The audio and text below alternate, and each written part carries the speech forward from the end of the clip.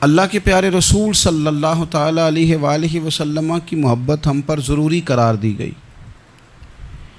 جس طرح حدیث پاک میں یہ فرمایا گیا نا کہ تم اتنی دیر تک مومن نہیں ہو سکتے جب تک ہر چیز سے بڑھ کر، ہر شخص سے بڑھ کر نبی پاک علیہ السلام سے پیار نہ کرو، اسی طرح قرآن مجید نے فرمایا کہ فلا وربک، اے محبوب ہمیں آپ کے رب کی قسم، اے محبوب آپ کے رب کی قسم، لا یؤمنون حتی یحکموک فیما شجر بینہم، یہ اس وقت تک مومن نہیں ہو سکتے جب تک اپنے ہر معاملے میں آپ کو حاکم تسلیم نہ کر لیں۔ یا آپ کو حاکم تسلیم کر لیں، ہر بات میں آپ کا حکم ماننے لگیں تو آپ کا رب پھر ان کو مومن مانے گا۔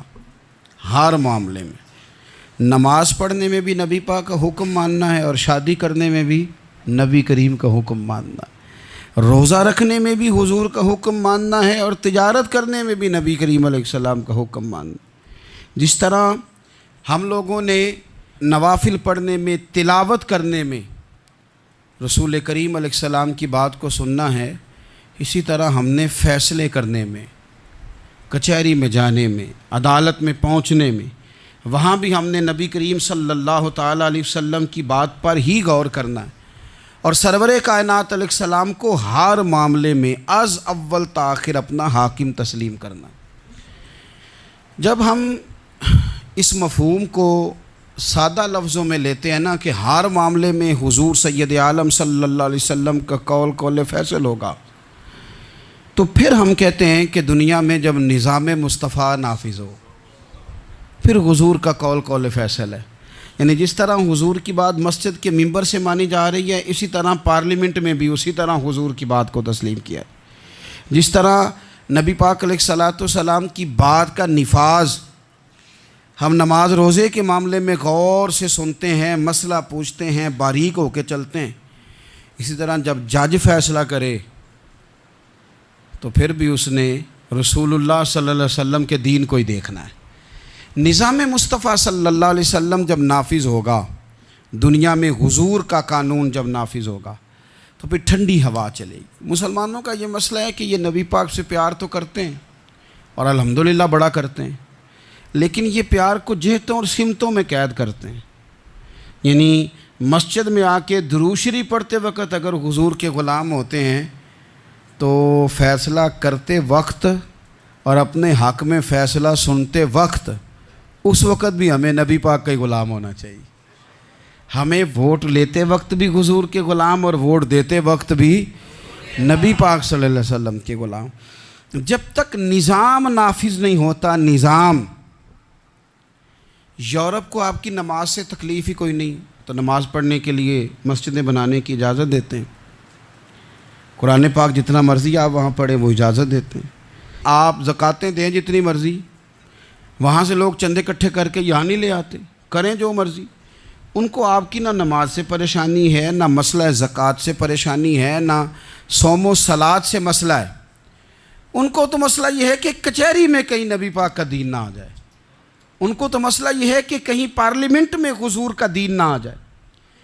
دو قومی نظریے کیا ہیں اور نظریہ پاکستان کیا ہے جس کی بنیاد پر پاکستان بنا؟ بڑے ٹھنڈے دل سے میری بات کو سمجھیے گا۔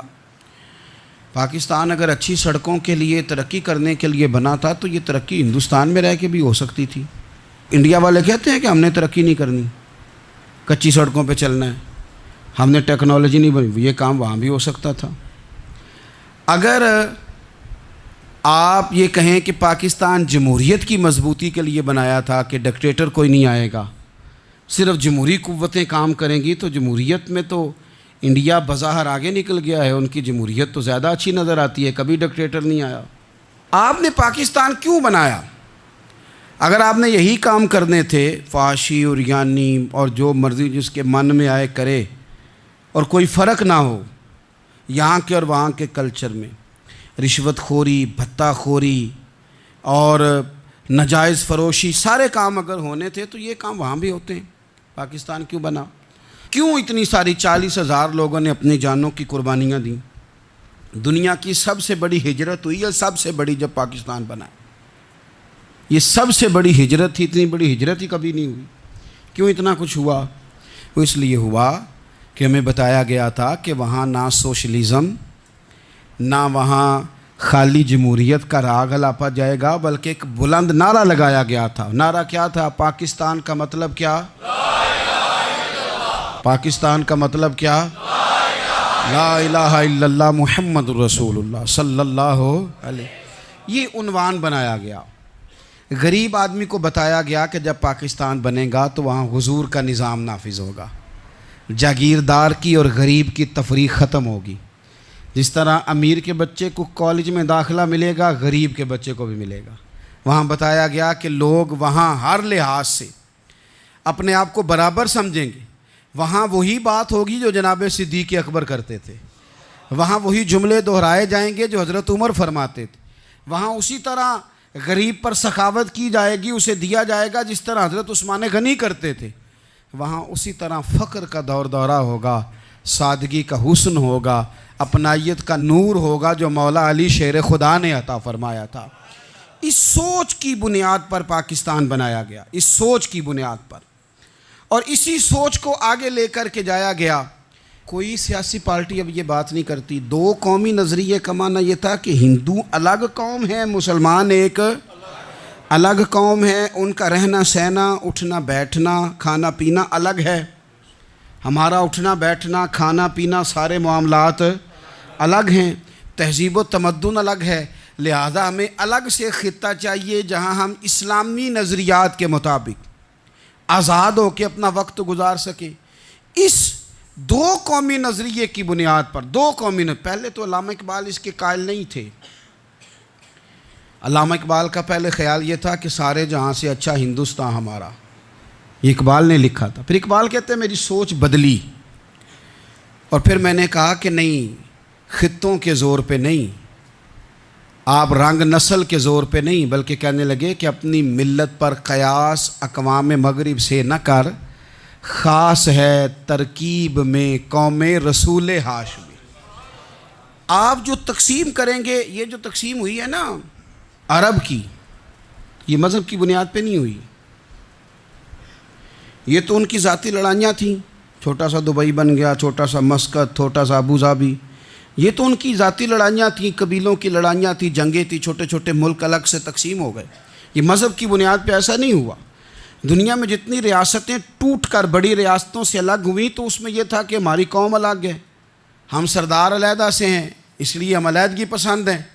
دنیا کے اندر دو ہی وطن ہیں جو دین کے نام پہ بنے، دو ہی اسٹیٹ ہیں جو اسلام کے نام پر وجود میں آئیں، پہلی مدینہ منورہ ہے اور دوسری پاکستان ہے۔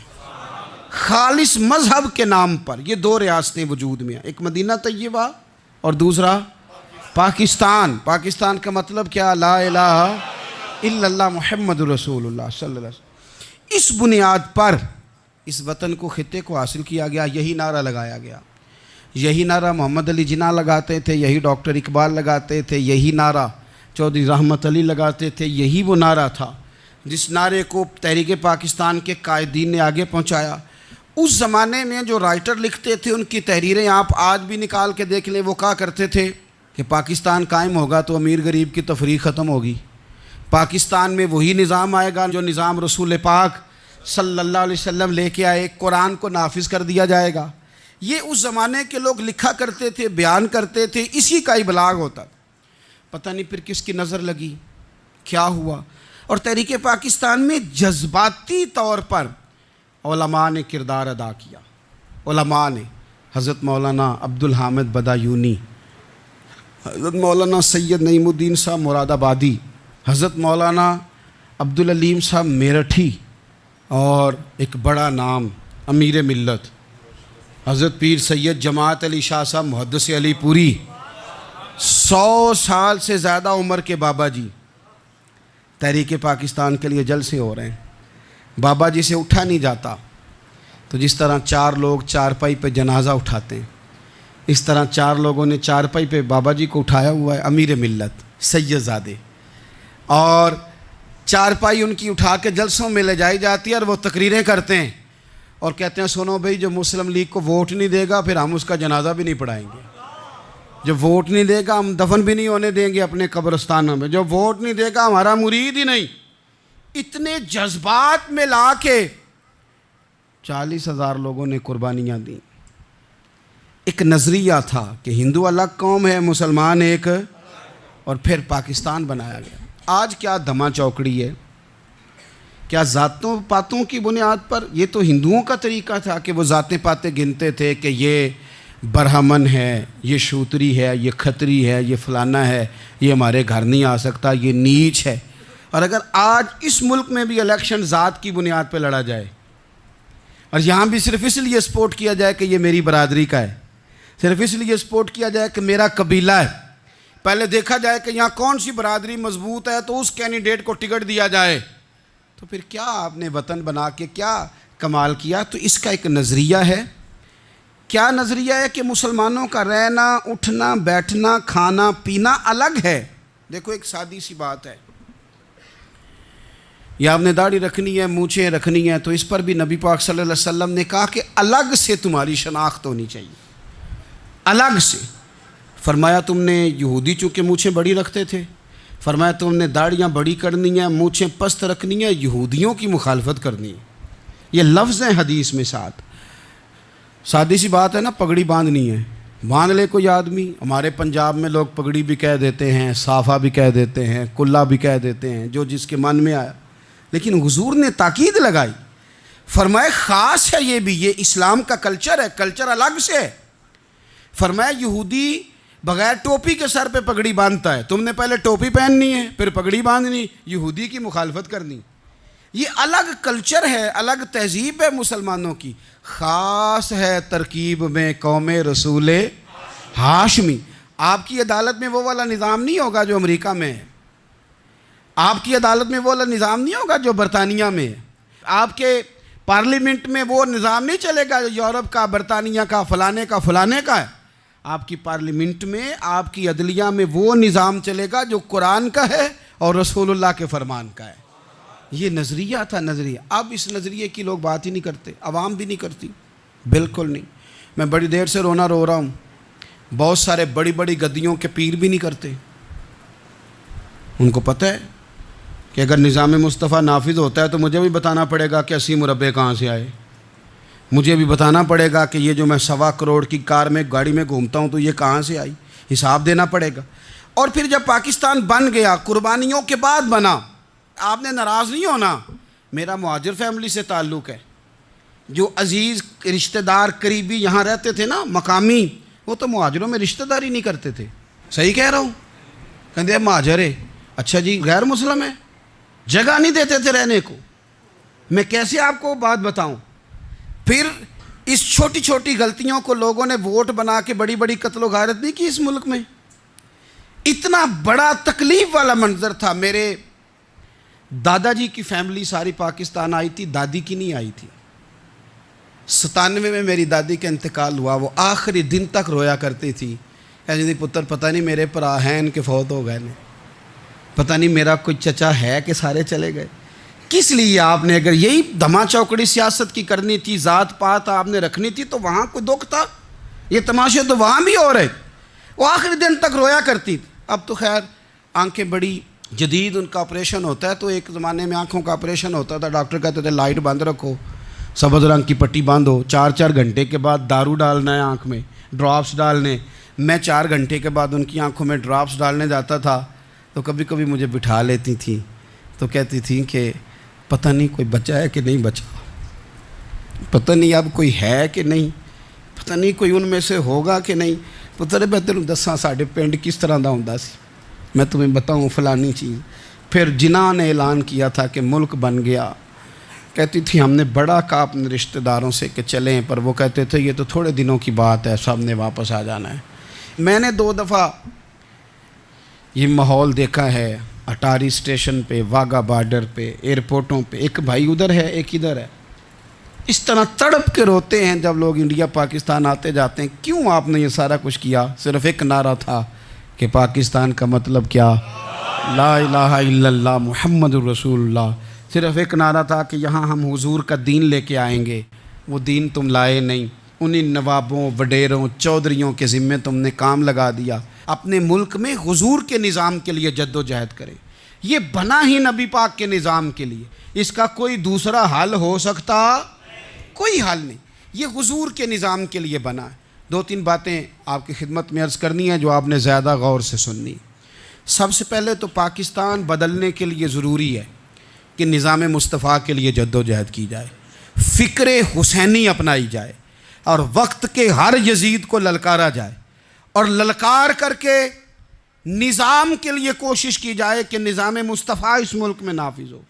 اس جد و جہد کو آگے بڑھایا جائے، وہی جد و جہد جو ہمارے بزرگوں کا قافلہ صدر الافاضل سید نعیم الدین مراد آبادی سے لے کر علامہ شاہ احمد نورانی صدیقی تک، اور آج کے اس دور کے اکابرین تک جو جد و جہد کرتا آیا ہے، اس جد و جہد کو اپنایا جائے۔ ہمارے منہ سے یہ لفظ نکلیں کہ ہمیں صرف مسجد میں دین نہیں چاہیے، کچہری میں بھی چاہیے۔ دیکھیں نا، کچہری میں دین نافذ ہو تو کس طرح ہوتا ہے۔ تراویح بڑی سونی حضرت ابی بن کعب پڑھایا کرتے تھے، قرآن بڑا سونا پڑھتے، تو حضرت عمر نے کہا یہ تراویحیں پڑھائیں گے۔ اب چونکہ قرآن اچھا پڑھتے تھے، اچھا سمجھتے تھے، تو حضرت عمر نے فرمایا چونکہ قرآن اچھا پڑھتے ہیں لہذا چیف جسٹس بھی انہی کو بنانا ہے، جن کو سمجھ ہو قرآن کیا کہتا ہے فلاں چیز کے بارے میں۔ تو قاضی القضاء جج بھی حضرت ابی بن کعب کو بنایا۔ حضرت عمر پر ایک بندے نے مقدمہ کر دیا، حضرت عمر نے انہیں قاضی بنایا ہے، مقدمہ کر دیا۔ جناب عمر پیش ہوئے عدالت میں، پہلے تو وہ اٹھ کے کھڑے ہو گئے، پھر اس کے بعد مدعی نے جناب عمر سے کہا کہ آپ گواہ دیں۔ حضرت عمر کے پاس گواہ نہیں تھے، تو اس نے کہا ٹھیک ہے پھر آپ قسم دیں۔ تو حضرت ابی بن کعب رضی اللہ تعالیٰ عنہ فرمانے لگے آپ کو امیر المومنین کے ساتھ یہ رویہ اختیار نہیں کرنا چاہیے، آپ امیر المومنین سے قسم کا مطالبہ کر رہے ہیں، آپ کو پتہ نہیں کہ یہ وہ ہستی ہے جن کی رسول پاک علیہ الصلوۃ والسلام نے گواہیاں دی ہیں کہ بڑے کام کے آدمی ہیں، ان کی فضیلتیں حضور نے بیان فرمائی ہیں، آپ امیر المومنین سے۔ حضرت عمر نے جناب ابی بن کعب کی طرف دیکھا، حمایت تو حضرت عمر کی کر رہے تھے نا، لیکن یہ نظام مصطفیٰ ہے، یہ حضور کا دین ہے۔ حضرت عمر فرمانے لگے آپ اس مقدمے کا فیصلہ کر لیں، بعد میں آپ کو معزول کر دیا جائے گا۔ یہ آپ نے کیا کہا کہ امیر المومنین سے مطالبہ نہ کریں؟ فرمایا میں جتنا مرضی بھی معزز ہوں تو نبی پاک کی قاعدے کے اندر نہ، جو قانون حضور نے دیے میں اس کے اندر ہوں، کسی کا اعزاز اسے قانون سے باہر لے کر نہیں جاتا، میں قانون میں ہوں اور نظام مصطفیٰ کی سائے کے نیچے ہوں۔ سب سے پہلے تو نظام مصطفیٰ کا مطالبہ کریں۔ دوسرا میں آپ کو ایک بات عرض کروں، ایک ہوتا ہے گھر، ایک ہوتا ہے قبرستان، ایک ہوتا ہے گھر، ایک ہوتا ہے ڈیرا، ان دونوں میں فرق ہے۔ ہمارے حکمرانوں اور سیاستدانوں کے لیے پاکستان یہاں تو قبرستان ہے، یہاں ڈیرا ہے۔ اگر کوئی مر جائے تو یہاں لا کے دفن کر دیتے ہیں تاکہ پتہ چلے ہم یہاں کے باسی ہیں۔ یہاں ڈیرا آپ کو پتہ ہے نا، پنجابی میں ڈیرا سمجھتے ہیں، فارم ہاؤس، بیٹھک، سمجھ میں آتا ہے نا مسئلہ۔ ڈیرے پہ نا لوگ مکان نہیں بناتے تھے، اچھا باورچی خانہ نہیں بناتے تھے، کیونکہ ڈیرے پہ سیاست کرنی ہوتی ہے، کوئی 2-4 بندے آئے بیٹھے چائے شائے پی چلے گئے۔ رہائش جہاں ہوتی ہے وہاں سونے کے لیے، بیٹھنے کے لیے، آرام کرنے کے لیے، کچن، باورچی خانہ، کھانے پینے کے لیے، وہاں اپنے گھر والوں کے لیے بندہ بندوبست کرتا ہے۔ پاکستان کو تو ڈیرا بنایا ہوا ہے، یہاں تو یہ آتے ہیں ڈیرے داری کرنے کے لیے۔ سیاست کی 4 دن، لوگوں کو قائل کیا، الیکشن لڑا، جیت گئے تو رہ گئے، ہار گئے تو چلے گئے، اور جب جیتنے کے بعد بھی حکمران رہے تو رہے، نہ رہے تو چلے گئے۔ یہ تو ڈیرا ہے، لیکن ڈیرے میں زیادہ نقصان چودھری کا نہیں ہوتا کہ وہ چودھری بنا ہوا ہے، زیادہ ظالم وہ ہوتا ہے جو اپنے آپ کو کمی سمجھتا ہے، وہ نقصان کرتا ہے چودھری کا بھی، چودھری کے بچوں کا بھی، وہ اسے تکبر میں مبتلا کرتا ہے، وہ اس کو کہتا ہے کہ تو بادشاہ سلامت، وہ اس کا دماغ خراب کرتا ہے۔ اس لیے شیخ سعدی کہتے تھے بہت سارے لوگوں کو ان کے مشیر تباہ کر دیتے ہیں کہ تو بلے بلے۔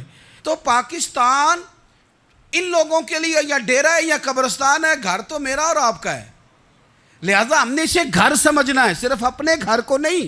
ہماری گلی بھی ہمارا گھر ہے، ہماری سڑک بھی ہمارا گھر ہے، ہمارے پارک ہمارا گھر ہیں، پبلک پراپرٹی ساری ہماری ہیں۔ ہم نے حکمرانوں کا صرف انتظار نہیں کرنا، ہم نے ریپر دیکھ کے پھینکنا ہے کہ گھر ہمارا ہے، ہم نے سڑک پہ کچرا دیکھ کے پھینکنا ہے کہ گھر ہمارا ہے، ہم نے اس کے ذروں سے، اس وطن کی مٹی سے پیار کرنا ہے، اور یہ آپ چھوڑ دیں کہ سندھ میں فلانے کی حکومت ہے اور خیبر پختونخوا میں فلانے کی حکومت ہے، پنجاب فلانے کا ہے اور بلوچستان فلانے کا ہے، یہ باتیں آپ چھوڑ دیں۔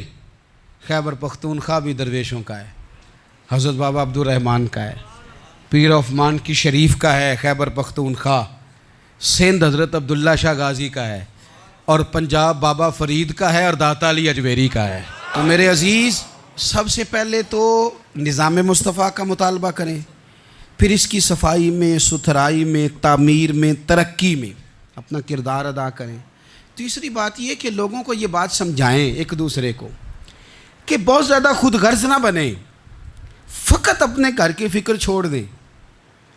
یہ ملتوں کا طریقہ نہیں، قومیں اس طرح نہیں بنتی۔ فقط اپنے گھر کی فکر کرنا، ایسی ہوا چلی ہے کہ ہر شخص سوچتا ہے تمام شہر جلے بس ایک میرا گھر نہ جلے۔ یہ فکر چھوڑ دیں۔ دیکھیں نا، ہمیں بتایا گیا، نبی کریم صلی اللہ تعالیٰ علیہ وسلم کے فرمان نے بتایا کہ 40 گھر آگے، 40 گھر پیچھے، 40 گھر دائیں، 40 گھر بائیں، یہ تیرے پڑوسی ہیں۔ اور سخاوت تو کہاں سے شروع کر؟ حضور نے جناب ابوذر غفاری سے فرمایا تھا کچھ نہ ہو سکے تو شوربہ ہی زیادہ پکا لیا کر، اسی سے پڑوسیوں کا بھلا کر۔ اپنے ارد گرد تھوڑا دیکھیں ہم کس کے کتنے کام آ سکتے ہیں، اور اگر کسی کے گھر میں کوئی پریشانی ہو تو اسے ختم کرنے کی کوشش کریں۔ اگر ہمارے دائیں بائیں کوئی آدمی کسی غلط چیز میں ملوث ہو تو دور کرنے کی کوشش کریں۔ کیوں بھلا؟ اس لیے کہ پڑوسی کے گھر کی آگ صرف اس لیے نہیں بجھانی چاہیے کہ اس کا گھر نہ جل جائے، پڑوسی کی آگ اس لیے بھی بجھا دینی چاہیے کہ اگر اس کے گھر سے آگ نہ بجھائی تو وہ ہمارے گھر بھی آ جائے گی۔ اگر ساتھ والے کے گھر کی آگ نہ بجھائی جائے تو وہ ہمارے گھر بھی آ جائے گی۔ اس لیے اس وطن میں جتنے گھر ہیں وہ سارے اپنے۔ ایک آخری بات آپ حضرات کی خدمت میں بڑی درد مندانہ میں نے عرض کر دی، درد مندانہ۔ اگر سیاستدان امیر کبیر ہمارا بھلا نہیں کرتے تو چلو ہم ہی ایک دوسرے کا بھلا کرنا شروع کر دیں، تھوڑا تھوڑا نفع کرنا شروع کر دیں۔ حضور علیہ السلام نے فرمایا لوگوں میں بہتر وہ ہے جو لوگوں کے لیے نفع مند ہو۔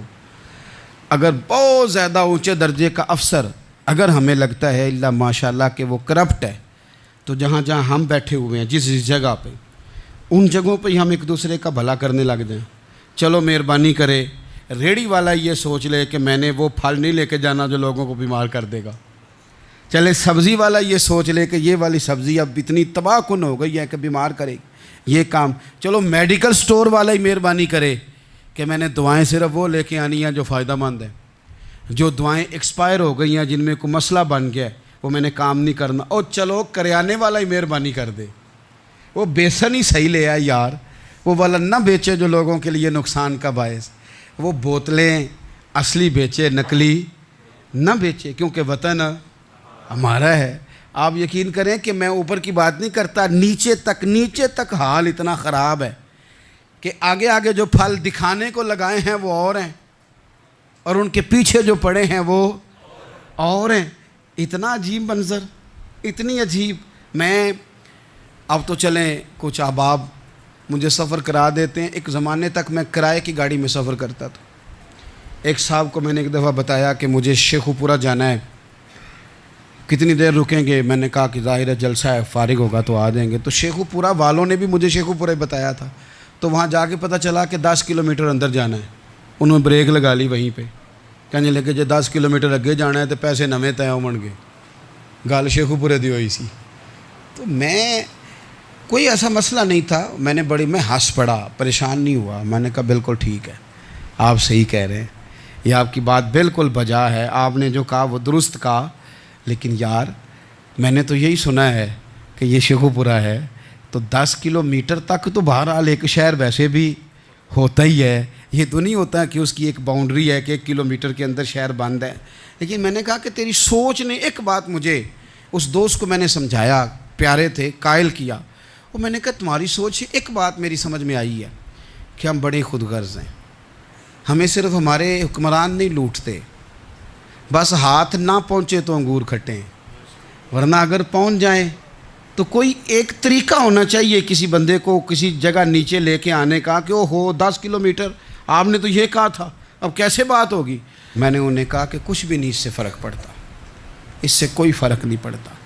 لیکن ایک زمانہ میں نے دور دیکھا، اور ایک دور میں نے وہ بھی دیکھا کہ مجھے ایک جگہ جانا تھا. اللہ اکبر. ایک قاری صاحب تھے، امام صاحب تھے، کسی زمانے میں وہ رہ چکے، تو ہمارے علاقے میں بھی انہوں نے امامت کی تھی. تو میں وہاں جا رہا تھا، تو ان کے گاؤں پہنچنے سٹاپ پہ اتر کے تو میں تانگے پہ بیٹھا. تانگے والے کو میں نے کہا کہ وہ چونکہ اپنے گاؤں جا چکے تھے چھوڑ کے ہمارا علاقہ، تو میں نے کہا فلانے قاری صاحب کے یہاں جانا ہے. تو نیچے اتر کے تانگے والا ظاہر ہے کار والے سے تو غریب ہی ہوتا ہے. تو میں نے اس تانگے والے سے کہا کہ میاں کرایہ کتنا تیرا بنتا ہے؟ کہنے لگا میں مولوی صاحب دے پرونے کو کرایہ نہیں لیندا، اس لیے کہ انہوں نے ہمیں قرآن پاک پڑھایا ہے اور انہوں نے ہمیں. اور پھر میں وہ تانگے والا، اس کے کپڑے، اس کی طامت، اس کا سارا کچھ سادہ. تو میں بار بار میرا دل کرتا تھا کہ میری آنکھیں اس کی فوٹو کھینچ لیں. کیا شخص ہے، کیا انداز ہے. اور وہ مجھے کہنے لگا مولوی صاحب واپس کدوں کو جانا دے. میں نے ان سے کہا کہ میں نے نا جی شام کو ہی واپس لوٹ جانا ہے. تو کہنے لگے میں ڈیگر کو تک تہاڈا ویٹ کراں گا تو میں تمہیں ڈیکاں گا، ایک سواری کٹ پاواں گا. میرا دل کردا ہے مولوی صاحب دا پرونا واپس بھی فری جائے.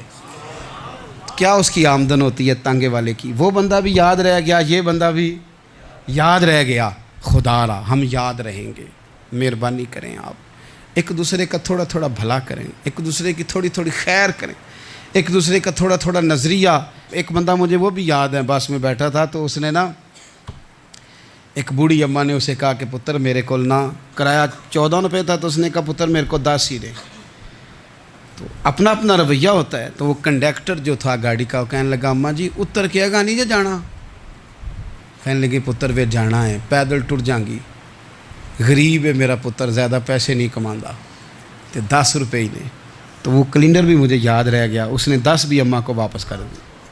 کہنے لگا اماں جی کوئی گل نہیں، ساری دیہڑی کمائی دے ہی نے، اللہ دیونے والا ہے، تسی پیدل نہ جاویو، اے 10 روپے رکشے والے نو دئیو تاکہ تانوں گھر چ. او یار ایک ایک قطرہ اس ملک میں، ایک ایک آنسو کسی کا پوچھ لو، زیادہ نہیں، ایک ایک دو دو آنسو پوچھو گے تو بڑے لوگ رونا چھوڑ دیں گے. ایک ایک دو دو آنسو پوچھ لو گے تو بڑے لوگ ہیں رونا چھوڑ دیں گے. میں چونکہ غور سے چیزوں کو، میرا حافظہ بڑا اچھا ہے تو میں دیکھتا رہتا ہوں. میری ہمشیرہ کی شادی تھی تو میں نے ایک فرنیچر والے سے بات کی. میں نے کہا بھائی اس طرح کر کے فرنیچر بنانا ہے. تو کہنے لگا گھر واسطے یا کسی تھی نو دینا جی وڈیرے بابا جی. میں نے کہا جی نہیں. کہنے لگا حضرت جی جی میں دل کرے گا کر لیا جی، تیاں تیانیاں دا اونج بھی حصہ ہوندا ہے. تو میں بیٹیوں کے لیے او بھائی نہ کوئی اس میں کمی ہوئی، غریب آدمی تھا نہ میں نے کوئی کمی کی، ہو گئی بات. پر بابا تو یاد رہ گیا نا. او بھائی تھوڑا تھوڑا نا، یہ وطن ہمارا ہے، تیاں بھی سانجیاں ہوندیاں نے تو انہاں دے دکھ بھی سانجے. اسی بڑے چنگے لوگ جے، ساڈے وڈیرے سانوں یہ نہیں سن کہندے فلانے دا جوائی ہے، وہ سانوں کہن سن ساڈے پنڈ دا جوائی ہے. اور چودھریوں کا بچہ بھی اتر کے سلام کر کے کہتا تھا پا جی تہاڈا بیگ میں نہ چالاں، کار نہ چھڈ آواں. اپنا کلچر واپس لے آؤ. نہیں چاہیے ہمیں زیادہ موبائل، کون نہیں ضرورت ہمیں ٹیکنالوجی کی، کون نہیں اتنی لمبی چوڑی فوٹو کی ضرورت. واپس آؤ. بیٹی اس پنڈ ساڈی تھی ویائی ہے، اتنے جدو برات جائے گی تو اس تھی دا بھی تحفہ جائے گا، کیونکہ اتنے یہ واپس آ جاؤ. نہ اتنے جدید بنو کہ خود غرضی ہو، نہ یہ جملے بولو کہ میں ضرورت پڑے تو گدھے کو باپ بنا لیتا ہوں. اس طرح نہ کرو. اپنی ہی مٹی پہ چلنے کا سلیقہ سیکھو. کسی کے سنگ مرمر پہ چلو گے تو پھسل جاؤ گے. پیار بانٹیں، یہ وطن ہمارا ہے، ہم نے یہاں مل کے رہنا. چھوٹے چھوٹے تعاون ایک دوسرے کے ساتھ کرو گے تو وطن میں اخوت بڑھے، پیار بڑھے گا، للہیت میں اضافہ ہو. اللہ تعالیٰ نے قرآن مجید میں فرمایا لا اقسم بہذا البلد، اے محبوب علیہ السلام مجھے اس شہر کی قسم ہو. وَأَنْتَ حِلٌّ بِهَذَا الْبَلَدِ، اے محبوب اس لیے کہ آپ اس شہر میں تشریف فرما ہیں. اللہ تعالیٰ نے شہر مکہ کی قسم ارشاد فرمائی،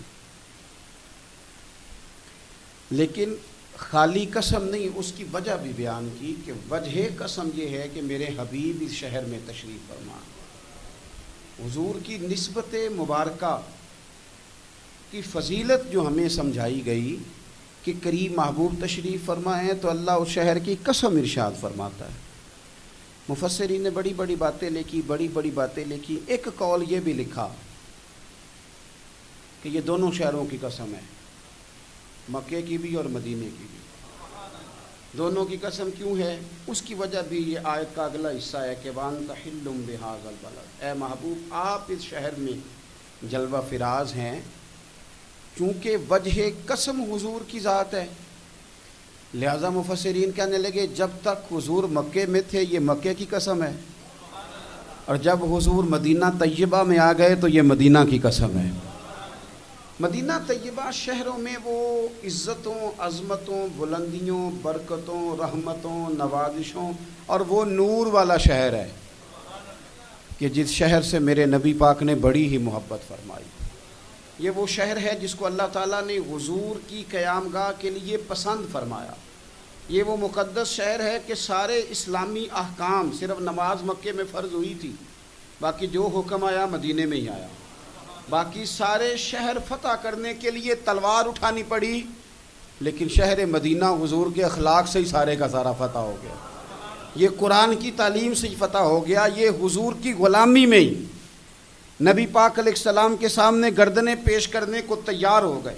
یہ وہ شہر عظیم ہے، شہر مدینہ، کہ میرے نبی پاک نے 10 سال ہی صرف مدینے میں نہیں گزارے، حضور نے قیامت تک کے لیے ڈیرا مدینے میں لگایا اور فرمایا میری قبر بھی مدینے سے ہی کھلے گی، راتیں بھی مدینے کی اور باتیں بھی مدینے کی۔ جینے میں یہ جینا ہے، کیا بات ہے جینے کی، اور یہ زخم ہے طیبہ کا، سب کو نہیں ملتا۔ کوشش نہ کرے کوئی اس زخم کو سینے کی، اور عرصہ ہوا طیبہ کی گلیوں سے وہ گزرے تھے، عرصہ ہوا طیبہ کی گلیوں سے وہ گزرے تھے، اب تک ان گلیوں میں خوشبو ہے پسینے کی۔ حضور سید عالم صلی اللہ تعالیٰ علیہ وسلم کا وہ شہر مبارک، وہ شہر نور، اس کی بلندیاں، اس کی عظمتیں، اور مومنوں کے دل کھنچتے ہیں مدینے کی جانب، کھنچتے ہیں مومنوں کے دل، خود بخود نہ توجہ ہوتی ہے، رجحان ہوتا ہے۔ اگر کسی شہر کے لیے سب سے زیادہ کلام لکھے گئے ہیں تو وہ شہر مدینہ کے لیے لکھے گئے ہیں۔ اگر لوگوں نے کسی شہر کے لیے تڑپ تڑپ کے دعائیں مانگی ہیں تو وہ شہر مدینہ کے لیے مانگی۔ حضور کو مکہ بھی بڑا ہی پیارا، اس شہر سے بھی رسول کائنات کو بڑی ہی محبت، لیکن پتہ ہے مسلمانوں کو مدینے سے اتنا پیار کیوں ہے؟ یہ محبت ذاتی نہیں، یہ بھی خدائی ہے، یہ نہ اللہ کی دی ہوئی مالک کی عطا ہے۔ حضور نے دعا فرمائی مدینے کی محبت کے لیے، نبی پاک نے، جو ہمارے سینے مچلتے ہیں، دل تڑپتے ہیں، ہماری اولادیں روتی ہیں، ہم سب کچھ قربان کر کے بھی اس شہر نور میں جانا چاہتے ہیں، تو یہ خدائی فیصلہ ہے، اللہ کی پیدا کی ہوئی محبت ہے۔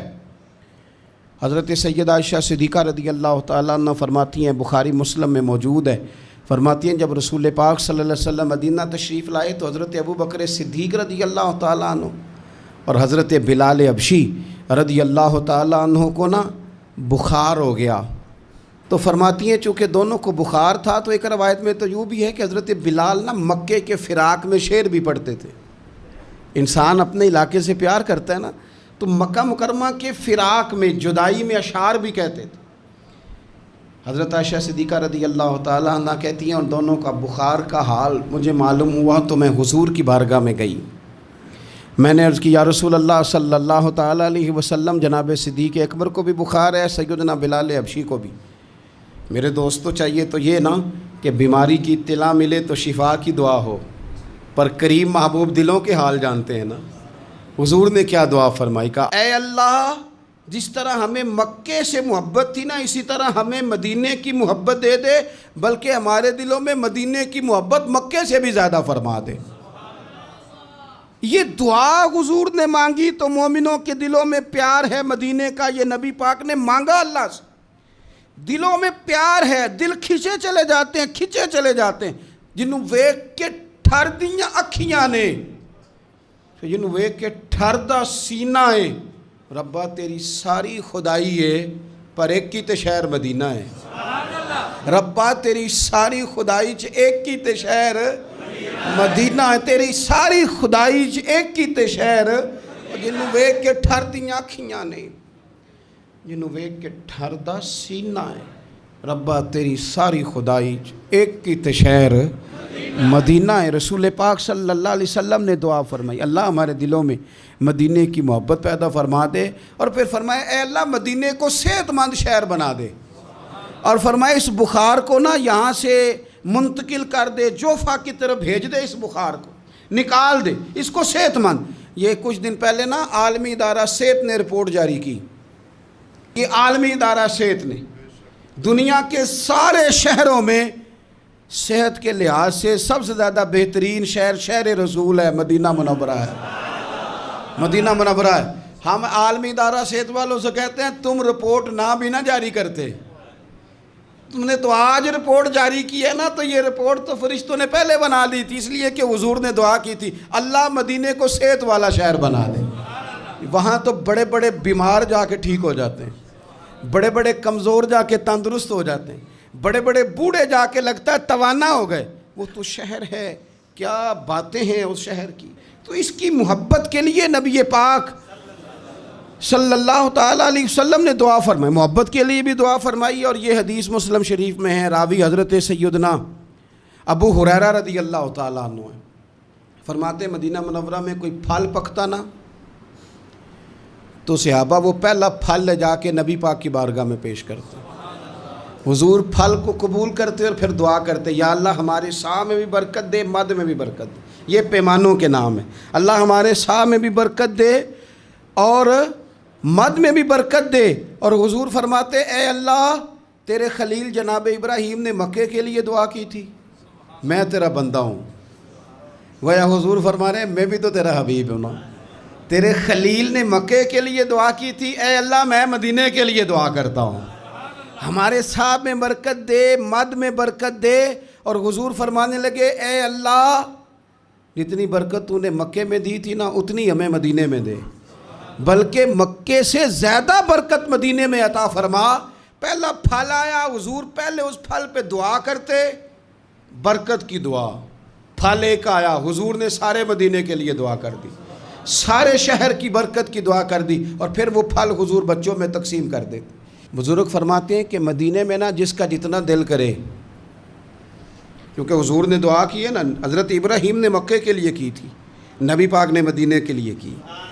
فرماتے ہیں جس کا دل کرے تجربہ کر لے، طے کر کے 2 بندوں کی روٹی پکائے، مکے میں بھی مدینے میں بھی طے کر کے پکائے کہ صرف 2 کی ہے، یعنی روٹیاں نہیں، بے شک پیڑے بھی گن لے، طے کر کے سالن پکائے کہ 2 کھائیں زیادہ نہ کھائیں۔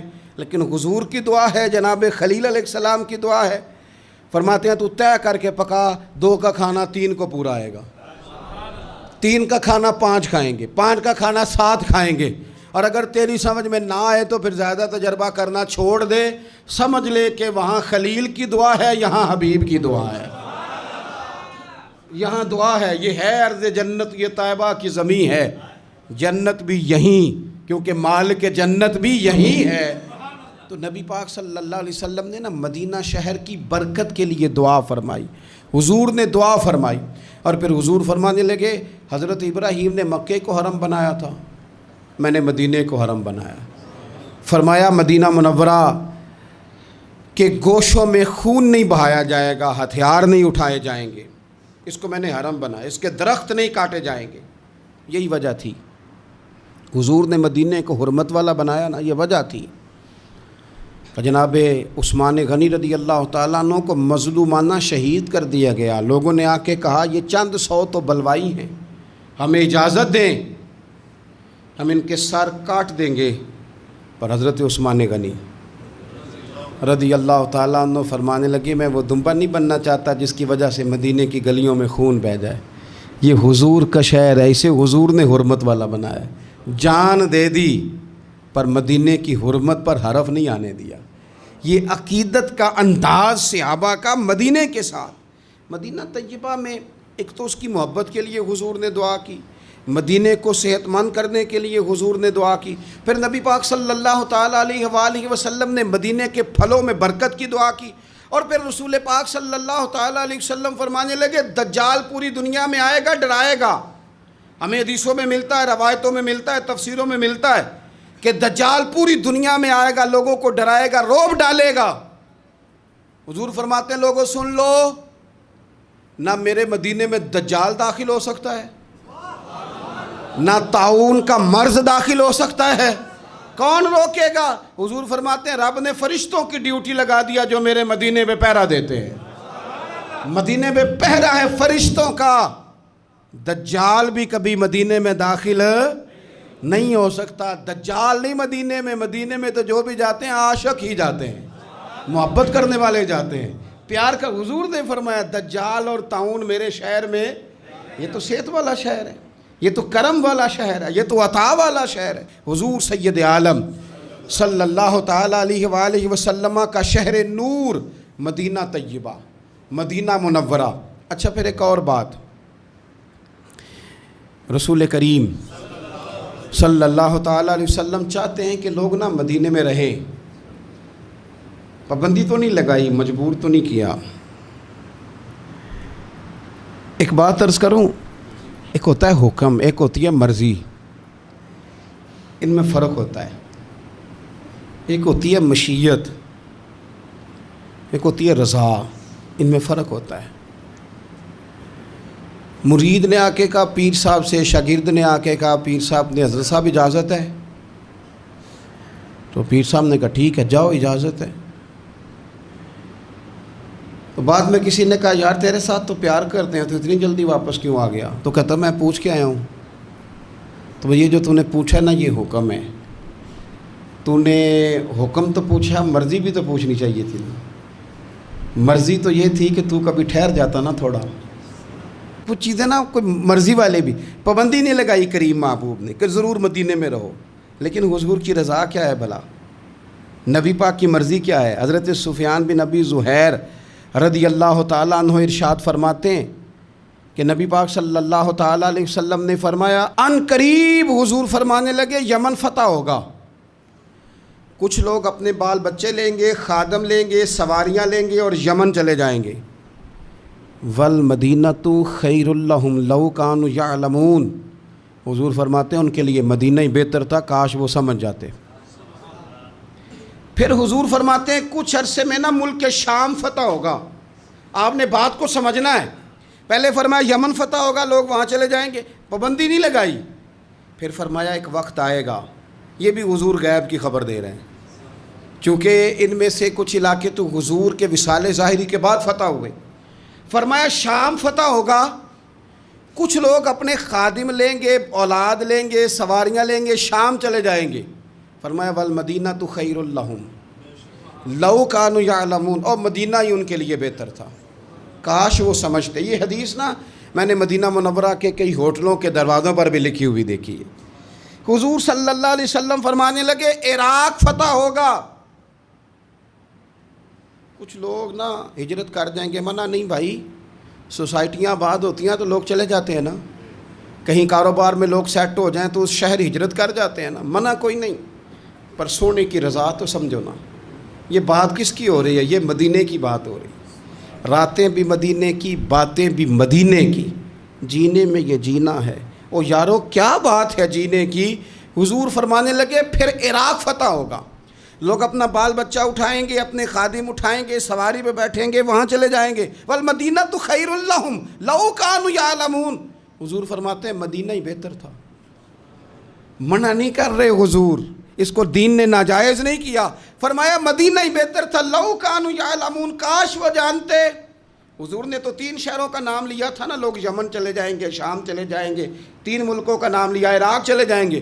تو امام مالک فرماتے ہیں حضور نے 3 کا نام لیا، میں مسئلہ سمجھ گیا ہوں، اگر کسی نے ادب سے رہنا ہے، پیار سے رہنا ہے، پریم میں رہنا ہے، صحت مند رہنا ہے، امن سے رہنا ہے، ٹھنڈے دل سے رہنا ہے، تو سارے شہروں سے مدینہ ہی بہتر ہے، مدینہ ہی بہتر ہے۔ یہ ہے ارض جنت، یہ طیبہ کی زمین ہے، جنت بھی یہیں، کیونکہ مالک جنت بھی یہیں ہے۔ رسول پاک صلی اللہ علیہ وسلم نے نا ادھر دیکھو، پہلے مدینے کی محبت کی دعا فرمائی، پھر فرمایا مدینہ صحت والا شہر اللہ بنا دے، پھر مدینے کے رزق میں برکت کی دعا کی، پھر فرمایا مدینہ ہی تمہارے لیے بہتر ہے، سارے بندوبست کیے مدینے میں آنے والوں کے لیے۔ سارا انتظام کیا، سارا کچھ کیا۔ ہر مہمان کے بارے میں بندے کا رویہ ایک طرح کا نہیں ہوتا۔ کچھ مہمان آتے ہیں، رہتے ہیں، چلے جاتے ہیں، لیکن کچھ مہمانوں سے پیار ہوتا ہے۔ میرا محسن آیا ہے میرے گھر رہنے، خواجہ غلام فرید صاحب نے بھی کہا تھا نا، شالا وے ماہی رات رہ پاؤ، مہربانی کرنا ذرا آ جا، لیکن کہنے لگے زور میرا کوئی نہیں، تیرے ذمے نہیں، میں آپ لائیے، کوئی تیری ڈیوٹی تو نہیں کہ تو رہے، چونکہ غلامی کا دعویٰ تو میں نے کیا ہے، پر اگر رہ جائے تو بڑی بات ہے نا۔ ہر مہمان کے لیے رویہ ایک جیسا نہیں۔ میرا محسن ہے یار، آج میرے استاد آئے ہیں، آج میرے شیخ آئے ہیں، فلاں بندہ میں بڑا پیار کرتا ہوں وہ آیا، بندہ کھانا بھی اپنی حیثیت سے زیادہ بہتر بنواتا ہے، پیار ہے نا، بندہ اس کے لیے اچھے اچھے کپڑے بنواتا ہے، اچھے اچھے بستر پہ بندوبست کرتا ہے آرام کا، اچھے اچھے پھل چنتا ہے، اچھی اچھی خوراکیں، پوری محبت کے ساتھ اس بندے کو بندہ رکھتا ہے اپنے گھر میں، لیکن ابھی بھی نا بات پوری نہیں ہوئی، تسلی نہیں ہوئی، وہ جانے لگتا ہے تو بندہ کہتا ہے یار کوئی کمی رہ گئی ہوئی نا، میں وہ کر نہیں سکا جو میں چاہتا تھا، کوئی کمی رہ گئی نا، تو دیکھنا ذرا خیال کرنا۔ بلا مثال و بلا تمثیل سمجھانے کے لیے عرض کرتا ہوں، اتنی ساری دعائیں مدینے کے لیے، اتنا سارا کرم مدینے میں، اتنی نعمتیں مدینے میں، گناہوں کی بخشش مدینے میں، اتنی عطاؤں کے باوجود پتہ کیا فرماتے ہیں؟ فرماتے ہیں اگر تم میں سے کوئی مدینے آئے اور اسے میرے مدینے میں کوئی تکلیف پہنچے، وہ مدینے کی کسی تکلیف اور مشقت پر اگر صبر کرے تو فرمایا وعدہ ہے میں قیامت میں اس کی سفارش کروں گا۔ اتنا کچھ دے کے، عطا کر کے، نواز کے، خود بھیک دے خود ہی کہے منگتے کا بھلا ہو، اتنا دے کے نا، اتنا عطا کر کے، پھر بھی فرماتے ہیں او میرے شہر میں آنے والوں، اگر کوئی تکلیف پہنچ گئی تو صبر کر لینا، کوئی مشقت آ گئی تو صبر کر لینا، کسی نے دھکا دے دیا تو صبر کر لینا، کسی نے اگر دو بول سختی کہ تم سے بولے تو صبر کرنا، اگر کسی کو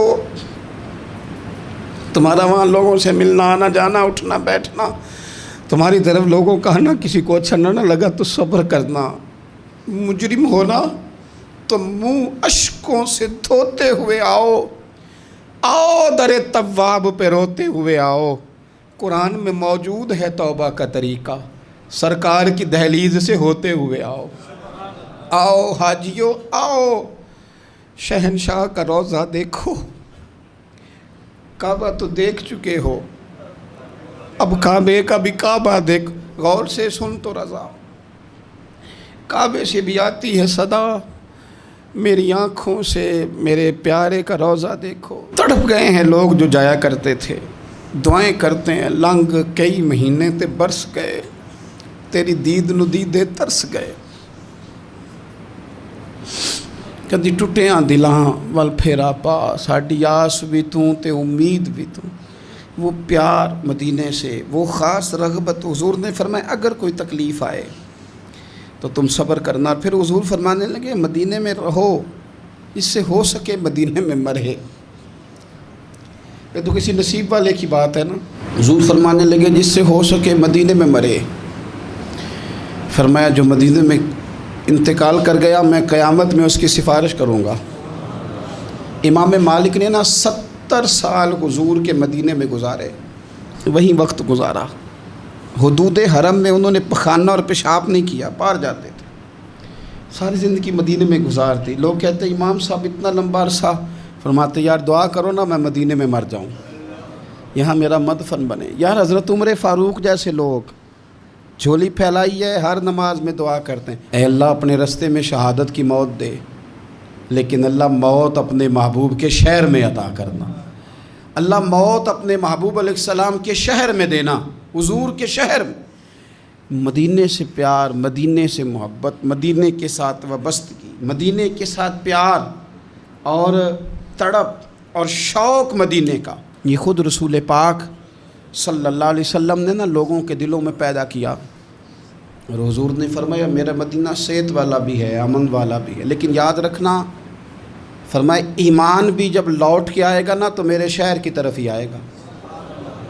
جب دنیا میں فتنے ہوں گے، فسادات ہوں گے، جب لوگ دین سے دور ہوں گے، دنیا میں کفر، نفاق، فسادات غلبہ کریں گے، تو حضور فرماتے ہیں جس طرح سانپ اپنی بل میں پناہ لیتا ہے، اس طرح ایمان میرے مدینے میں سمٹ کر آ جائے، اس میرے شہر میں امن رہے گا۔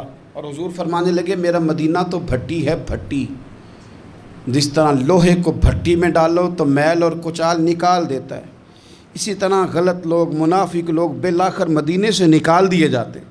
مدینہ تو بھٹی ہے، صاف کرتا ہے، شفاف کرتا ہے۔ رسول کائنات صلی اللہ تعالیٰ علیہ وآلہ وسلم کی مدینے سے محبت، مدینے کے شہر کی ہر چیز سے حضور کا پیار۔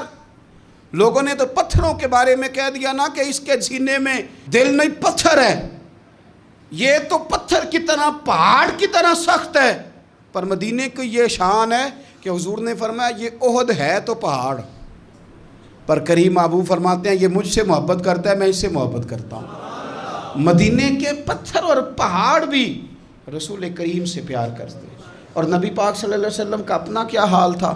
صحابہ فرماتے ہیں جب ہم سفر کے لیے جاتے تو اللہ کے محبوب صلی اللہ علیہ وسلم نا روٹین میں سواریاں چلاتے، روٹین میں، جس طرح نارمل حالات میں سواریاں چلتی ہیں اس طرح روٹین میں حضور کی سواری بھی چلتی۔ لیکن جب واپسی ہوتی نا اور مدینہ منورہ کی عمارتیں نظر آتی تو حضور نا اپنے اس سواری کو ایڑی لگاتے، سواری کو تیز بھگاتے۔ ہم حضور کا مدینے کے لیے شوق دیکھتے۔ وہ دیکھو مدینہ آ گیا، جب مسجد نبوی کے مینار نظر آئے، جب مسجد نبوی کے مینار نظر آئے، اللہ کی رحمت کے آثار نظر آئے، منظر ہو بیاں کیسے، الفاظ نہیں ملتے جب سامنے آنکھوں کے غمخوار نظر آئے، جب سامنے آنکھوں کے غمخوار نظر آئے۔ مکے کی ہواؤں میں اور طیبہ کی فضاؤں میں، اور لوگوں ہم نے تو جدھر دیکھا سرکار ہی نظر آئے، ہم نے تو جدھر دیکھا سرکار نظر آئے، ہم نے تو جدھر دیکھا، کیوں کہ عرصہ ہوا طیبہ کی گلیوں سے وہ گزرے تھے، اب تک ان گلیوں میں خوشبو ہے پسینے کی، اب تک ان گلیوں میں خوشبو ہے پسینے کی۔ رسول پاک صلی اللہ تعالیٰ علیہ وسلم فرماتے ہیں اللہ تبارک و تعالیٰ نے نا میرے مدینے کا نام طابہ رکھا ہے۔ طابہ کا معنی کیا ہے؟ پاک، صاف اور خوشبو والی جگہ۔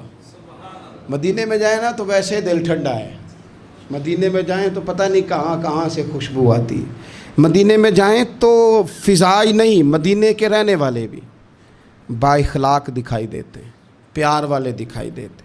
میں چھوٹا سا دین کا خادم ہوں نا، تو کچھ لوگ ذرا پہچانتے ہیں جلدی۔ وہ ایک نابینا شاعر تھے اقبال عظیم، تو انہوں نے کہا تھا کہ اللہ اکبر، میں لب کشا نہیں ہوں پر محو التجا ہوں۔ یہ حضور کا شعر ہے نا، امن والا ہے، خوشبو والا ہے، ٹھنڈا ہے۔ کہتے میں بولتا نہیں پر میں التجا ضرور کر رہا ہوں، بغیر بولے دل سے، آنکھوں سے دعائیں کرتا ہوں۔ میں لب کشا نہیں ہوں پر محو التجا ہوں، چونکہ میں محفل حرم کے آداب جانتا ہوں، کیونکہ میں محفل حرم کے آداب جانتا ہوں۔ اور کہنے لگے طیبہ کے سارے خادم پہچانتے ہیں مجھ کو، اور لوگوں مجھ کو خبر نہیں تھی میں اس قدر بڑا ہوں، مجھ کو تو خبر نہیں تھی میں اس قدر۔ ایک نا مدینہ شریف کے خادم تھے، تو میرے ساتھ وہ محبت کے ساتھ آ کے باتیں کرنے لگے، چائے وائے بنا کے لے آئے۔ تو میرے ساتھ ایک سنگی تھے، ان سے کہنے لگے تنخواہ کتنی ہے؟ وہ بڑی تھوڑی سی تنخواہ بتائی، صفائی کرتے ہیں وہاں، سادے آدمی تھے، ان پڑھ تھے، پر تربیت کسی سے، میں باتیں سن رہا ہوں، تھوڑی سی تنخواہ بتائی تو کہنے لگے گزارا ہو جاتا ہے۔ تو وہ خادم پتہ کیا کہتا ہے؟ کہتا ہے گزارا کیا کرنا ہے، شکر نہیں اللہ کا حضور کے قدموں میں رکھا ہوا ہے، کھلا بھی رہے ہیں، پلا بھی رہے ہیں، کرم بھی ہو رہا ہے۔ طیبہ کے سارے خادم پہچانتے ہیں مجھ کو خبر نہیں تھی میں اس قدر بڑا ہوں۔ حضرت شیخ ابو النصر رحمۃ اللہ علیہ فرمایا کرتے تھے کہ مجھے ایک رات بڑی پیاس لگ رہی تھی اور دودھ پینے کو بڑا دل تھا، میں باہر نکلا، سامنے ایک آدمی دودھ لیے کھڑا تھا اور وہ دے بھی رہا تھا لوگوں کو، تو میں قریب گیا، میرے دل میں خیال آیا کہ یہ نا دودھ شاید قیمتاً بیچتا ہے، تو میں نے قریب جا کے اسے کہا قیمت کیا ہے؟ کہنے لگا مولانا قیمت کوئی نہیں، دودھ پی لو اور حبیب پر درود پڑھ دو، بھائی اتنی سی بات ہے۔ میں آپ کو اپنی بات بتاتا ہوں یار، میں ایک دن رات کو نا مدینہ شریف میں حرم میں، پرانی بات ہے، چائے کا شوقین ہوں تو کبھی کبھی رات کو بھی ڈھونڈتا ہوں، تو اکیلا تھا اس وقت، کم لوگ ساتھ تھے، تو رات کے وقت نا میں طیبہ مارکیٹ میں 2 بجے تھے، مجھے امید نہیں تھی، پر مدینہ شریف جگہ ایسی ہے کہ آپ نے دل میں سوچنا ہے، کہنا کچھ نہیں، دل میں سوچنا ہے کہنا بھی نہیں، اتنا نہیں موقع دیتے وہ کہ تمہیں کہنا پڑے، نہ وہ تو لفظ ابھی آپ نے ادا نہیں کیے، بات پہلے بن گئی۔ میرا خیال تھا کہ چائے کا کوئی کپ مل جائے نا کبھی رات کو، رات بھی مسجد شریف میں قیام کرنا ہے تو ایک کپ اگر مل جائے، تو میں طیبہ مارکیٹ میں چلا گیا تو 2 بجے ہوئے رات کے، تو ایک شیخ بڑا حسین چہرہ، بڑے خوبصورت، سعودی عرب کے نہیں تھے، کسی اور عربی شہر کے تھے، ملک کے تھے، تو مجھے دور سے پکار کے کہنے لگے مولانا چائے پیو گے؟ اب لباں تے موراں لگیاں، بولن دی جاچ ہی بھول گئی، اوتھے زباناں تائیں کھولن دی جاچ بھول گئی، مدینے جا کے اتھرو میرے سوال بن گئے، تے قدماں نو چم کے روڑے ہیرے تے لال بن گئے۔ کیا وہاں بات کرے بندہ، میں چپ کا چپ ہی کر گیا، انہوں نے بھی نہیں جواب لیا کہ پینی کہ نہیں پینی، فٹافٹ چائے بنا کے لے آئے۔ تو اب وہ جانے لگے تو میں نے جیب میں ہاتھ ڈالا تو میرا ہاتھ پکڑ لیا، تو میں نے کہا جی آپ کی دکان ہے، ظاہر ہے آپ کام کرتے ہیں، تو کہنے لگے مولانا دکانوں کے کرائے کوئی مجبوریاں ہیں، رات کو تو ہم پہلے کسی سے پیسے نہیں لیتے، تو کرائے نہ دینے ہوں تو ہم دن کو بھی کوئی نہ لیں، اس لیے کہ یہاں چائے وہ پینے آتا ہے جو مدینے والے کا مہمان بن کے آتا ہے۔ اس شہر نور کی برکتیں، اس شہر کا حسن، اس کی توانائیاں، اس کا پیار، میں نے کئی دفعہ بات بیان کی ہے، پر یہ بات میری جان ہے، یہ تڑپ ہے۔ جب حضور گئے نا مکہ فتح ہوا، تو اب حضور کو مکے سے پیار تو تھا ہی، تو مکہ مکرمہ کی وہ فضیلتیں، وہ عظمتیں، وہ سارا کچھ، تو مدینہ طیبہ کے لوگوں نے نا حضور کا مکے کے ساتھ والہانہ پیار دیکھا، مکہ مکرمہ کے ساتھ، تو پتہ کیا کہنے لگے کہ حضور اگر مکے میں مستقل رکنا چاہیں تو ہماری طرف سے پابندی کوئی نہیں۔ اور میں نے کہا کچھ لوگوں سے پیار زیادہ ہوتا ہے، دل نہیں نہ کرتا کوئی ایسی بات کرنے کو، پر سامنے بھی تو رضا دیکھنی ہے نا، محبوب جس حال میں راضی ہو۔ اب یہ جو وہ بات کر رہے تھے نا، تو پتھر رکھ کے دل پہ، اور یہ اس بات میں بھی درد تھا، اس میں بھی ذوق تھا کہ حضور اگر آپ رہنا چاہیں نا مکے، پابندی کوئی نہیں، پابندی کوئی نہیں۔ یہ بات چلتے چلتے حضور تک پہنچی، تو نبی پاک صلی اللہ علیہ وسلم نے فرمایا نہیں بھائی مدینے والو، یہاں نہیں رہنا، جینا بھی تمہارے ساتھ ہے، اور دنیا سے جب جانا ہے تو قبر بھی تمہارے شہر مدینہ میں ہی بنانی ہے، اور فرمایا جب میری قبر کھلے گی تو میں اٹھوں گا بھی مدینے سے، میں اٹھوں گا بھی مدینے سے، یہی وہ شہر ہے جو شہر رسول کہلایا، یہ وہ شہر ہے جو مدینہ منورہ کہلایا۔ رب جانے سونے محبوبہ تیرے شہر دیاں بھی کی لذتاں نے، ایک رون جنہاں نے ویکھیا نہیں تے ایک رون دوبارہ جاون لیں، ایک رون دوبارہ، ایک دعا نہ کر لیں، آپ آمین کہیں تو ایک دعا نہ کر لیں، الہی غیب سے سامان کر دے، مدینے کا ہمیں مہمان کر دے۔ اور حضرت مولانا حسن رضا صاحب کہنے لگے یا اللہ میری مٹی نہ برباد ہو، میری مٹی نہ برباد ہو، جب میری لحد اٹھے نا تو اللہ تو ہوا وہ چلانا جو مدینے سے ہو کے آتی ہے۔ کہنے لگے مٹی نہ ہو برباد پسے مرگ الہی، جب خاک اڑے میری تو مدینے کی ہوا ہو، جب خاک اڑے میری تو مدینے کی ہوا۔ اے اللہ ہم سب کو مدینے کی ادب والی حاضری نصیب فرما، ادب والی حاضری نصیب، ادب والی حاضری نصیب۔ حضرت سعد بن ابی وقاص رضی اللہ تعالیٰ عنہ فرماتے ہیں میں شدید بیمار ہو گیا تھا، اور میں کھڑا ہوتا تھا تو میری ٹانگیں کانپتی تھیں۔ آپ فرماتے ہیں میں اتنی کمزوری کی حالت میں تھا کہ میں پریشان ہو گیا، میری ایک ہی بیٹی تھی۔ ہمارے ہاں بڑی جلدی لوگ وصیتیں لکھوانی شروع کر دیتے ہیں، بڑی جلدی بڑی کمزور باتیں کرنے لگ جاتے ہیں۔ اور بعض لوگ ایسے ہوتے ہیں جن سے اندازہ ہوتا ہے کہ شاید بس نا صبح و شام یہ اسی پریشانی میں. حضرت صاحب کہتے ہیں میری ایک ہی بیٹی تھی, شدید بیمار تھا, کھڑا ہوتا تھا تو ٹانگوں پہ کھڑا نہیں ہو پاتا تھا. میں نے نا پیغام بھیجا, میں نے کہا قریب محبوب علیہ السلام کی خدمت میں عرض کرو میں غلام ہوں, میرا بنتا تو نہیں, لیکن عرض کرو محبوب اگر ادھر سے گزر ہو نا تو کبھی غلام پہ نظر کرم کر دیں. کہتے ہیں کریم محبوب علیہ السلام کو اطلاع ملی تو حضور خود میرے رسول پاک میری تیمارداری کے لیے آئے. خود میں نے سنا ہے وہ بن سمر کر میری عیادت کو آ رہے ہیں. کہتے ہیں خود حضور تشریف لائے. کیا وہ رانائیاں تھیں, کیا وہ انداز تھا, چر ہویا مینوں ترلے لیندیاں کدے موڑ میرے ولواگاں, چر ہویا مینوں بھی ترلے لیندیاں کدے موڑ نہ میرے ولواگاں, تے خواب میری وچ ایک بار جے آویں میں ساری عمر نہ جاگاں. فرماتے ہیں کہ حضور تشریف لائے. میں نے عرض کیا رسول اللہ صلی اللہ علیہ وسلم شدید بیمار ہوں, لگتا نہیں کہ اس بیماری سے اٹھ سکوں گا, مہربانی فرمائیں. میری ایک ہی بیٹی ہے, میں وصیت کرنا چاہتا ہوں, سارا مال اللہ کے راستے میں خیرات کرنا چاہتا ہوں, حکم کریں. تو حضور نے فرمایا چوتھے حصے میں وصیت کر سکتے ہو. چوتھے حصے میں مسئلہ بتایا, اور اگلے لفظ پتہ حضور نے کیا فرمایا؟ فرمایا ساتھ پریشان کیوں ہوتے ہو, اس بیماری سے کچھ بھی نہیں ہوگا. ابھی تو اللہ تعالیٰ تمہاری وجہ سے اسلام کا فائدہ کرے گا, کفر کا نقصان کرے گا. اتنی جلدی آپ کمزور پڑ گئے. حضرت سعد کہتے ہیں دعائیاں بڑی کھائیں تھیں, پر وہ جو شفا محبوب کے جملوں نے عطا فرمائی. فرماتے ہیں بس کچھ ہی دیر گزری تو میں تو اٹھ کے کھڑا ہو گیا, میری طبیعت ٹھیک ہو گئی. حضور صلی اللہ تعالیٰ علیہ وسلم نے اس طرح تسلی دی, اس طرح امید دلائی.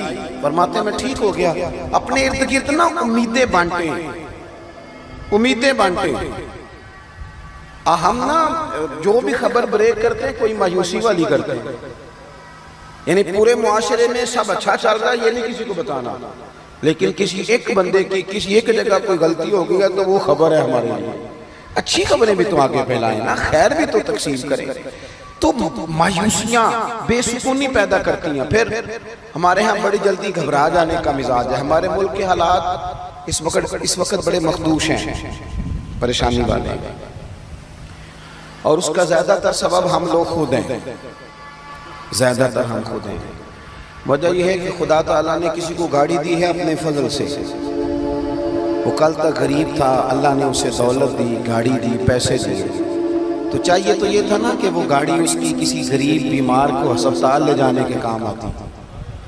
چاہیے تو یہ تھا نا کہ وہ ہسپتالوں میں جا کے دیکھتا کہ سرکاری ہسپتال میں ایک بیڈ پہ 3 لوگ پڑے, وہ وہاں کوئی خیر کے لیے خرچ کرتا, لیکن وہ اس کی گاڑی مریضوں کے لیے نہیں استعمال ہوتی. وہ تو استعمال ہوتی ہے جب کسی کا سیاسی جلسہ ہوگا تو اس پہ جھنڈا لگے گا. اس جلوس میں تھوڑی ٹوٹ بھی جائے تو خیر ہے, کیونکہ دکھانا ہے ویڈیو بنا کے کہ ہم بھی ہیں آپ کے وفادار. جب قومیں ہلے گلے کی قائل ہو جاتی ہے نا, جھوٹے نعروں کے پیچھے لگ جاتی ہیں. یہ حکومت کہتی ہے پچھلی کی غلطی تھی, تو پچھلی یہ نہیں کہتی تھی, وہ بھی تو یہی کہتی تھی نا, وہ بھی تو یہی کہہ رہے تھے نا. نہ ادھر ادھر کی تو بات کر, یہ بتا کہ قافلہ کیوں لوٹا. مجھے رہزنوں سے غرض نہیں, تیری رہبری کا سوال ہے. تم ٹی ویوں پہ بیٹھے ہو, تمہیں کھانے کو زیادہ ملتا ہے, تمہیں کیا پتا ہو. یہ ابھی عید گزری ہے نا, تو شادیوں کا سیزن آیا ہے. تو میرے جیسے لوگوں کو لوگ نیک آدمی سمجھ کے دعاؤں کے لیے کہتے ہیں, دکھ سناتے ہیں.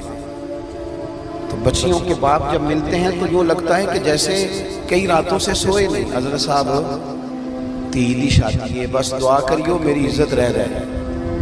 تے ان منڈے والے ویسے بھی جہیز منگنا چھڑتا ہے, پتہ ہے تمہیں منڈے والے ان جہیز اے بڑا انقلاب آیا ہے کچھ عرصے سے, نہیں پتا, میں تم خبر دے لگا. منڈے والے ان جہیز نہیں منگتے, وہ چھڑ گئے. وہ کہندے نے جہیز نہیں لینا, بس 500-600 بندہ آئے گا, ساڈا روٹی چنگی کھوانی نہیں.